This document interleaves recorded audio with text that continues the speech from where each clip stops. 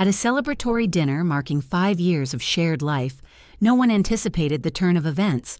As the husband raised his glass, guests braced themselves for a touching toast. Instead, they heard, "My dear, thank you for 5 years of rent-free accommodation in your apartment. While you paid for everything, I managed to save enough for my own place, and now I'm getting a divorce." The mother-in-law beamed with pride at her son's foresight, but the wife merely offered a cryptic smile. "Welcome, dear listeners. I'm delighted to have you on my channel. I have a new intriguing story for you. Please enjoy." Marina was accustomed to being called too trusting. Her university friends would say, "With your nature, you'll be taken advantage of." Her mother would shake her head, "You believe everyone, darling." But Marina saw no reason to suspect people of deceit until they proved themselves. When she met Anton at a corporate event for a major ET company where she worked as an accountant, she felt she had found a kindred spirit. He was charming, attentive, and spoke about his work as a programmer with such enthusiasm that one could listen for hours. 6 months later, they were married. A quiet wedding, about 30 guests, a mid-range restaurant. Anton suggested it was better to spend money on travel than a lavish celebration. Marina agreed. She'd always favored practical solutions. Her one-bedroom apartment on the outskirts of Moscow had belonged to her grandmother. Modest, but hers. Anton had been renting a room in a communal apartment and was so genuinely thrilled about moving in that Marina felt like a true savior. "Can you imagine how tired I was of this dormitory-like existence?" he'd say, kissing her on the head. __4_. His mother, Evdokia Arkadyevna, attended the wedding in a black dress, her expression suggesting she was at a funeral. She was about 50, tall, with large features and a stern gaze. She cast a critical look at Marina and drawled, "5." Marina laughed then, mistaking it for a failed joke. Anton shrugged sheepishly and led his mother to the table. The first year felt like a honeymoon that stretched over 12 months. They furnished the apartment, went to the movies, and made plans. Anton worked remotely, spending 12 hours at his computer, and Marina tried not to disturb him. She took care of all the household chores, cooking, cleaning, laundry. She paid for the utilities, too. It happened quite naturally. Anton casually mentioned that he was working on a demanding project and his salary was delayed, so Marina waved it off. 6. What was supposed to be temporary stretched into months, then years. Evdokia Arkadyevna visited every Saturday. Without calling, without warning, she'd simply turn the key in the lock. It turned out Anton had given her a duplicate, just in case. Marina was surprised at first, then resigned. The mother-in-law inspected the apartment like a general reviewing troops, ran her finger along the shelves searching for dust, peered into the refrigerator and commented on its contents. "Bought ready-made cutlets again. Antosha, you love homemade food." She'd sigh as if her son were starving. Anton remained silent or nodded vaguely. Marina learned not to react. She smiled, poured tea, listened to the complaints, and continued with her life. By the second year of their marriage, it was evident that Anton had no intention of contributing to the household budget. He received his salary promptly. Marina saw notifications on his phone when he left it on the table, but he didn't provide money for shared expenses. When she timidly suggested dividing the costs, he frowned. 9. Marina was taken aback. It sounded logical, even caring. So she nodded and continued to pay for everything: rent, internet, groceries, cleaning supplies, occasional entertainment. Her salary of 80,000 rubles was just enough. Anton, judging by snippets of conversations, earned around 150,000, but that money seemed to evaporate into thin air. Evdokia Arkadyevna actively supported her son. She regularly reminded Marina what a wonderful husband she had. Hard-working, intelligent, promising. 10, she'd say, settling onto the sofa with a cup of tea. "My Antosha is gold. You earn peanuts, and he doesn't reproach you." Marina remained silent. She was tired of arguing. In the 3rd year, their relationship began to fray. Marina noticed small things. Anton became irritable. He often went for walks alone, saying he needed quiet. She tried to talk to him, but he brushed her off. However, he welcomed his mother with open arms. Evdokia Arkadyevna now visited not just on Saturdays, but also during the week.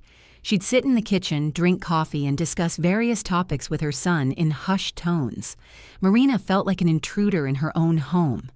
One day, she found a bank statement in Anton's desk drawer, an account in his name with a balance of 2,400,000 rubles. Marina gasped. He had saved so much money in 3 years. She pondered. If he was saving, he must have been thinking about their future. Perhaps she was worrying unnecessarily. But the unease persisted. Anton stopped kissing her goodnight. They barely spoke. He spent all his time with headphones on at his computer. Marina tried to initiate conversations about their plans, about the apartment he was saving for, but he responded monosyllabically, "We'll discuss it later." In the 4th year, Marina's patience wore thin. She began asking questions more persistently. Anton snapped back, calling her a nag. Evdokia Arkadyevna intervened. Quote 13. Marina gritted her teeth and left the room. She realized she wasn't living with a husband, but with an appendage, a shadow cast by Evdokia Arkadyevna. The 5th year began with a shock. Marina accidentally overheard a phone conversation Anton was having. He was on the balcony thinking the door was closed, but it was slightly ajar. "Mom, I've almost saved enough. A couple more months and it'll be enough for a studio in a new building. Yes, I understand. I'll divorce her right after the anniversary. It'll be more dramatic." No, she suspects nothing. The apartment will remain hers. I won't take anything with me. I don't need to. I'll have my own place. Marina stood in the hallway, clutching the wall. Her heart pounded violently and her ears roared. She couldn't believe it. 5 years. 5 years he had lived off her, saved money, and planned to discard her like a used item. She didn't create a scene. Instead, the next day, she took a day off and went to see a lawyer. An elderly woman with a discerning gaze listened to her story and chuckled. A classic. There are plenty of these clever types, but we have options. They spoke for 2 hours. Marina took notes, nodded, and asked questions. A plan began to form. The lawyer smiled. "The most important thing is not to let him know. Let him think you know nothing." The following week, Marina lived under immense tension but maintained her composure. She smiled at Anton, prepared dinners, and interacted with Evdokia Arkadyevna. Fury simmered within her, but outwardly, she was the perfect, submissive wife. And she knew, soon, everything would change. They celebrated their wedding anniversary at home. Marina set the table, baked a cake, and even bought champagne. Anton sat opposite her, his expression unreadable. Evdokia Arkadyevna settled into an armchair, looking like a queen at a reception. As Marina raised her glass to their 5 years together, Anton suddenly cleared his throat and said, "Wait, I have something to say." Marina lowered her glass. Her heart skipped a beat, but she forced herself to remain calm. Anton straightened up, looked her in the eyes, and said slowly and deliberately, "My dear, thank you for 5 years of rent-free accommodation in your apartment. While you paid for everything, I managed to save enough for my own place, and now I'm getting a divorce." A thick, almost palpable silence descended. Evdokia Arkadyevna sat up straighter in her chair.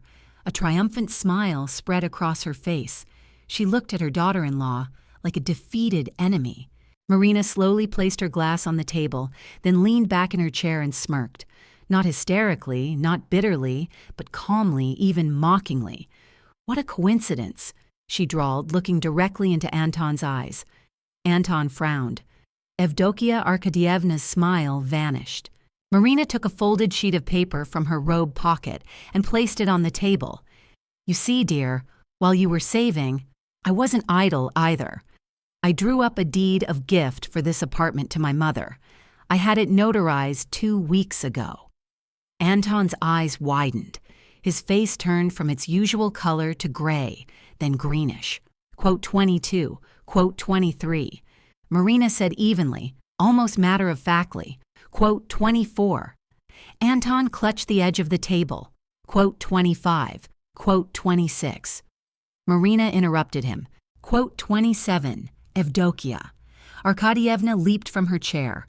Her face flushed, her eyes bulged. Quote 28, quote 29.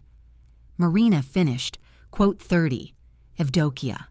Arkadievna swayed, clutching her chest, her breathing becoming shallow. Quote 31.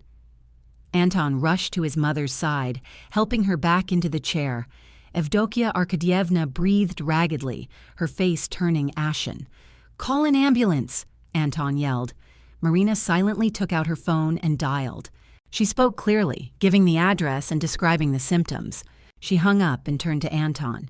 "They're on their way. In the meantime, pack your things." "You've gone mad." Anton stood over his mother, who was sobbing and clutching her left arm. "Your mother will survive," Marina said curtly. "Her blood pressure spiked, nothing more. The paramedics will help, but you and she will leave my apartment today." Evdokia Arkadievna opened her eyes slightly, looked at her daughter-in-law with hatred and whispered, "Ungrateful wretch." Marina knelt beside her, looking her mother-in-law in the face. "I supported your precious son for 5 years, paid for everything, tolerated your visits and rudeness. I'm the ungrateful one." Evdokia Arkadievna turned away. Anton darted between his mother and wife, his face a mask of utter bewilderment.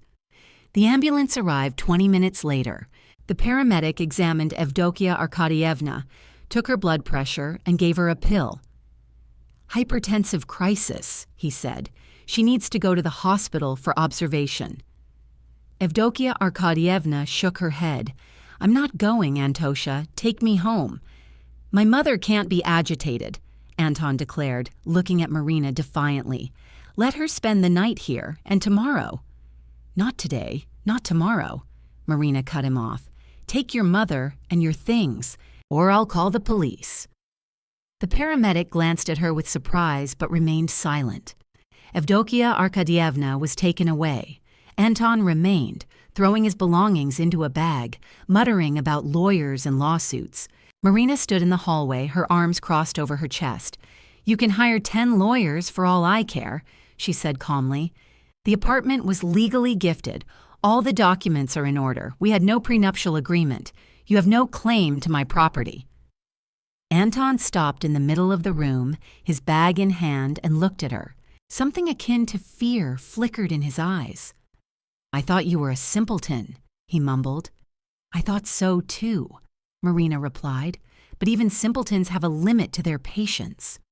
He left without a word. Marina closed the door behind him, leaned against it, and slowly slid to the floor. Only now did she allow herself to tremble. Tears flowed, not from sorrow, but from relief. The next day, her mother called. Marina told her everything. Her mother was silent for a long time, then said softly, "I'm proud of you, darling." A week later, Anton sent a message. He demanded compensation for 5 years of cohabitation, threatening legal action. Marina forwarded the message to her lawyer. The lawyer laughed. "Let him try. We're in the clear. There was no trial." Anton fell silent. Marina bought back the apartment from her mother for a symbolic sum 6 months later, once the danger had passed. She renovated it, threw away everything that reminded her of her ex-husband, and changed the locks. A year later, she met Kirill in a bookstore. He was an editor, loved Dostoevsky, and could laugh at his own jokes. They started talking by the detective novels shelf, and Marina suddenly realized she was truly smiling for the first time in months. "Perhaps we could get coffee," Kirill suggested. "With pleasure," Marina replied. They dated for 6 months before he moved in with her. This time, she drew up a prenuptial agreement and insisted on dividing expenses 50-50. Kirill agreed without objection. His mother visited once a month. called in advance, brought pies, and didn't interfere in their lives. One day, while walking through a shopping mall, Marina saw Anton. He was standing by a home appliance display with Evdokia Arkadyevna lurking nearby. Both looked gaunt and older. Anton was explaining something to his mother, who frowned displeasantly. Marina walked past without stopping. Kirill squeezed her hand. She replied. That evening, they sat in the kitchen, drinking tea with pies Kirill's mother had brought. Kirill was talking about work, a funny story about a colleague. Marina listened, laughed, and occasionally chimed in. Outside, the city lights twinkled, and somewhere across Moscow, Anton and Evdokia Arkadyevna were likely cramped in the tiny studio apartment he had once longed to buy. Marina looked at Kirill, at his kind eyes, at the way he smiled while telling another anecdote. She thought that happiness was a simple thing. It was when you didn't have to pretend, hoard grievances, or devise intricate plans, when you simply lived with someone you trusted. "What are you thinking about?" Kirill asked. Marina smiled. That sometimes bad stories end exactly as they should.